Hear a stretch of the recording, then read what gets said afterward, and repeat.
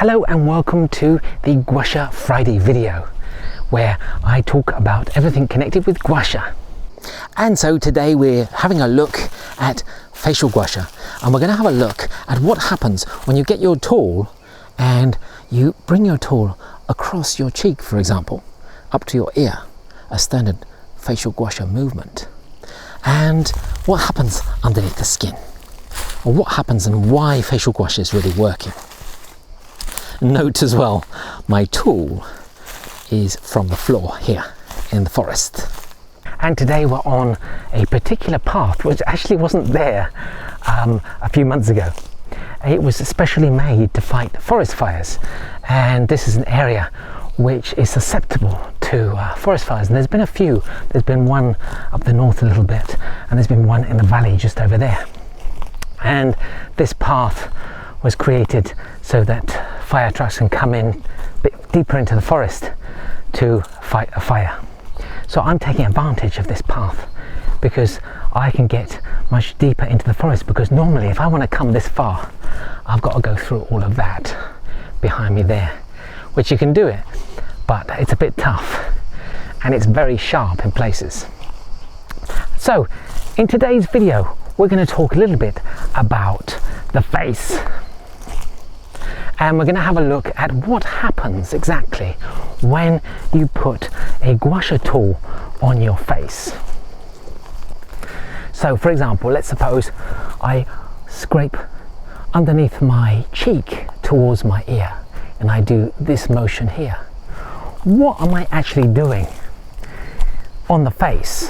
What's happening underneath the skin that makes facial Gua Sha work? Well, the most important thing is we've got to think in the context of facial Gua Sha. If we start going outside of the world of Gua Sha and we can bring in all kinds of things from other areas, then we're going to talk about the movements here. For example, perhaps we're talking about moving certain things which are underneath the skin. Maybe liquids, or perhaps we're talking about sculpting, lifting up this muscle here. Now these are fine things to do, but actually they're not facial Gua Sha. So what is facial Gua Sha? That's a big question, isn't it? Facial Gua Sha is really about what's happening underneath the skin. And so when I do that on my cheek, and so what I'm actually doing is I'm following the contours of the cheekbone there, and I'm actually going across a variety of channels which are underneath through the connective tissue. And the goal of this is to maximize the circulation in the connective tissue of your face. Because your face isn't just your face. It's connected to the rest of your body, of course it is. And if you don't think about the face in terms of the body, if you just think the face as the face, then it's a pretty weird way of looking at your face and your body. It's unnatural. You've got to think about, well, how is the body influencing what's happening on the face? Now, this is very useful in Chinese medicine because we've got the channel system.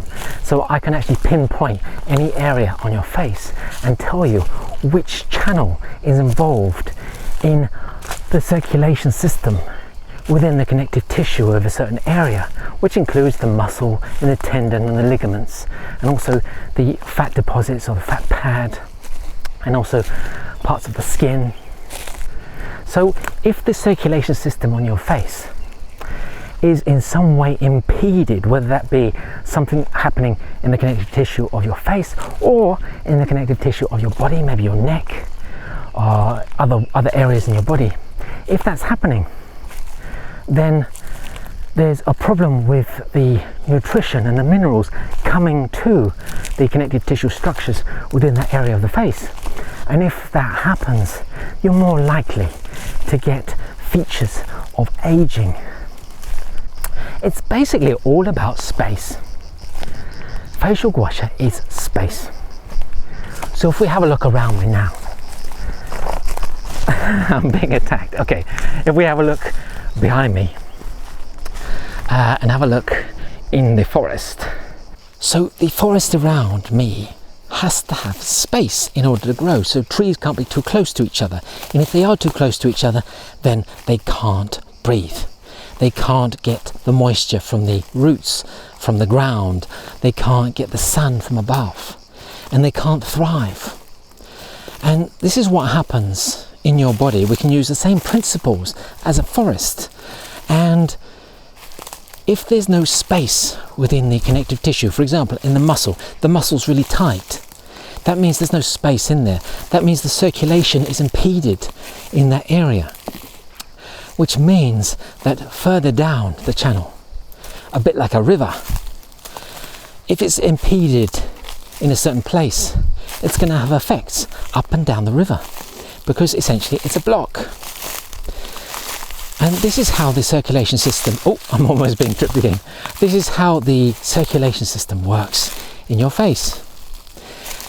You have to remove impediments to the circulation, and this will then affect how your face will appear.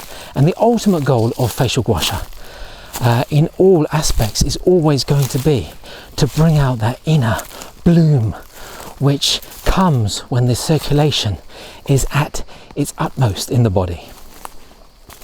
And this can come to someone at any age, and it doesn't really matter about the individual facial features that someone's so worried about. Perhaps someone's very worried about wrinkles by the side of their eyes, or maybe they're worried about smile lines or frown lines or worry lines. This is independent of the individual features, in that if the person is truly thriving, if that inner bloom is coming out, then everything's going to look better, because inside is shining through. So don't forget to like this video and subscribe to this channel to get more videos, and I shall see you next time from the forest. Happy scraping.